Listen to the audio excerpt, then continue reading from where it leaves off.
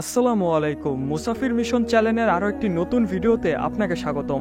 তবে কি পরিশেষে মিলেই যাবে সব হিসাব? প্রথম দিকে যা ধারণা করা হয়েছিল আল আকসা মসজিদকে বাঁচাতেই এই যুদ্ধের সূত্রপাত, তবে কি এটাই সত্যি? তবে কি আবার ভাঙে পড়বে আল আকসা মসজিদ, যা ছিল মক্কা শরীফ তৈরির পূর্বে প্রথম কিবলা? এবং আল আকসা মসজিদ মুসলিম এবং ইহুদিদের কাছে কেন এত গুরুত্বপূর্ণ? এই সকল প্রশ্নের উত্তর জানবো আজকের ভিডিওতে। তো চলুন কথা না বাড়িয়ে ভিডিওটি শুরু করা যাক।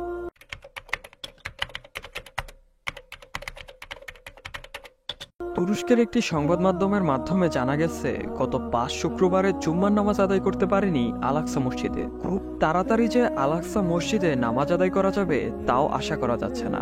কোনো মুসল্লিকে সেখানে প্রবেশ করতে দিচ্ছে না ইসরায়েলি সেনারা। অন্যদিকে আন্তর্জাতিক চুক্তি না মেনে প্রতিনিয়ত সেখানে প্রবেশ করছে ইহুদিরা, এমনকি সেখানে প্রার্থনাও করছে তারা। আল আকসা মসজিদে নামাজ পড়তে না দেওয়ার এই ঘটনা শুধু ফিলিস্তিনি মুসলমানদের জন্য নয়, পুরো বিশ্বের মুসলমানদের জন্য উদ্বেগের কারণ হয়ে দাঁড়িয়েছে। উদ্বেগের মূলে আল আকসা মসজিদ কি আবার ভেঙে ফেলা হবে? এই প্রশ্ন বারবার আসছে। ইসরায়েলি সরকারের বিভিন্ন গুরুত্বপূর্ণ নেতাকর্মীরা মনে করেন আল আকসা মসজিদ ভেঙে সেখানে থার্ড টেম্পল তৈরির কাজ শুরু হয়ে যাবে খুব শীঘ্রই, যার জন্য ইহুদিরা হাজার বছর ধরে অপেক্ষা করে আসছে। এই থার্ড টেম্পল নির্মাণ করার জন্য যাবতীয় প্রস্তুতিও নেওয়া শেষ।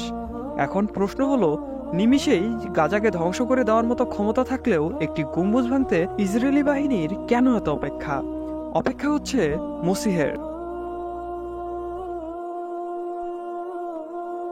ইহুদিরা বিশ্বাস করে তাদেরকে মুক্তি করার জন্য এবং তাদেরকে সঠিক নির্দেশনা ও শাসন করার জন্য একজন মসিহ আসবেন। কিন্তু বিষয় হচ্ছে, এই মসিহ আসার জন্য প্রতিষ্ঠা করতে হবে কয়েক হাজার বছর আগে ধ্বংস হয়ে যাওয়া সোলাইমানি মন্দির বা কিং সোলেমান টেম্পল। ইহুদিদের বিশ্বাস, মসিহ পৃথিবীতে না আসার একটি বড় কারণ হচ্ছে সোলাইমানি মন্দির বা থার্ড টেম্পল এখনো তৈরি না করা। এখন প্রশ্ন হলো, এই মসিহ কেন পৃথিবীতে আসছে না? ইহুদিদের বর্ণনা অনুযায়ী মসিহ পৃথিবীতে আসার 3টি শর্ত রয়েছে। 1. একটি ইহুদি রাষ্ট্র প্রতিষ্ঠা করতে হবে। 2. সারা পৃথিবীতে ছড়িয়ে ছিটিয়ে থাকা ইহুদিদের একত্রে ইসরায়েলে জড়ো হতে হবে। 3. সোলাইমানি মন্দির আগে যেখানে ছিল ঠিক সেখানেই সেই মন্দির তৈরি করতে হবে। ইহুদিরা বিশ্বাস করে তারা দ্বিতীয় বিশ্বযুদ্ধের পরেই প্রথম 2টি শর্ত পূরণ করে ফেলেছে, অর্থাৎ সারা বিশ্বে ছড়িয়ে ছিটিয়ে থাকা ইহুদিরা ইসরায়েলে জড়ো হয়েছে এবং তারা একটি ইহুদি রাষ্ট্র গঠন করতে পেরেছে। পরিশেষে রয়েছে আর একটি শর্ত, সোলাইমানি মন্দির অথবা থার্ড টেম্পল তৈরি করা। ইহুদিদের ব্যাখ্যা অনুযায়ী তারা এখনো অপবিত্র অবস্থায় রয়েছে, কিন্তু সোলাইমানি মন্দির বা থার্ড টেম্পল তৈরির পূর্বে তাদেরকে পবিত্র হতে হবে। তাদের মতে তারা এই সাধারণ পানির মাধ্যমে পবিত্র হতে পারবে না।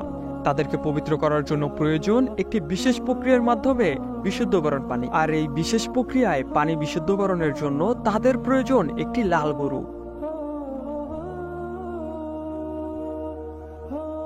ইহুদিদের কিতাব অনুযায়ী গরুটির প্রতিটি পশম হতে হবে লাল রঙের। লাল ছাড়া একটি পশমও অন্য কালারের হওয়া যাবে না। গরুটির গায়ে কোনো কাটা ছেঁড়া বা খুঁত থাকা যাবে না। গরুটির বয়স খুব কম হলেও হবে না, খুব বেশি হলেও হবে না, হতে হবে মাঝ বয়সের। জমিতে চাষ করা হয়েছে এমন গরু হলেও চলবে না, এবং ঘাড়ের পশম থাকতে হবে খাড়া। ইহুদিদের বিশেষ প্রার্থনা করার পর সেই গরুটিকেই জবাই করে পুড়িয়ে ফেলতে হবে। সেই ছাই পানিতে মিশিয়ে তৈরি করতে হবে পবিত্র পানি, এবং সেই পানি দিয়েই পবিত্র হবেন যাজকেরা, এবং যাজকদের পবিত্র হওয়ার মধ্য দিয়েই পবিত্র হবে পুরো ইহুদি জাতি।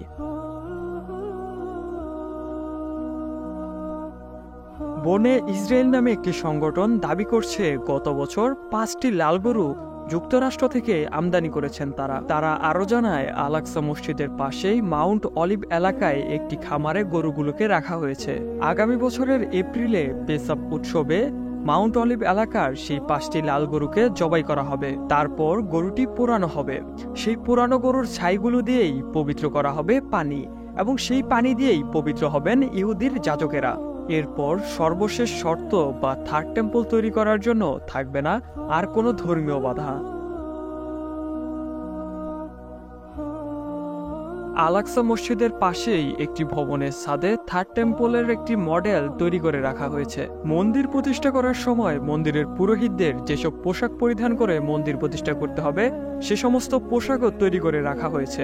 মন্দিরের জন্য তামার জলপাত্র এবং 24 ক্যারেট সোনা দিয়ে তৈরি 45 কেজি ওজনের আলোকদানি সহ বিভিন্ন জিনিসপত্র তৈরি করা হয়ে গেছে। এসব দেখে ফিলিস্তিনি সহ পৃথিবীর বিভিন্ন দেশের মুসলমানদের ভিতরে আশঙ্কা ও ভীতি তৈরি হয়েছে। আল-আকসা মসজিদ ফিলিস্তিনিদের আত্মপ্রকাশের প্রধান প্রতীক এবং সারা বিশ্বের মুসলমানের কাছে পৃথিবীর তৃতীয় পবিত্র জায়গা। তাই এটিকে ধ্বংসের হাত থেকে রক্ষার জন্য হামাস 7 অক্টোবর ইসরায়েলের উপর হামলা চালিয়েছে। পুরো বিশ্বের মুসলমানদের তৃতীয় পবিত্র জায়গাটিকে রক্ষা করার জন্য পুরো বিশ্বের মুসলমান রাষ্ট্রদের উচিত একত্রিত হয়ে ইসরায়েলের বিরুদ্ধে রুখে দাঁড়ানোর। তো আজকে এই পর্যন্তই। যদি ভিডিওটি ভালো লেগে থাকে তবে লাইক দিয়ে দিবেন এবং মুসাফির মিশন চ্যানেলে নতুন হয়ে থাকলে চ্যানেলটি সাবস্ক্রাইব করে আমাদের পাশেই থাকবেন, যাতে পরবর্তীতে এরকম আরো ভিডিও সবার আগে আপনি পেতে পারেন।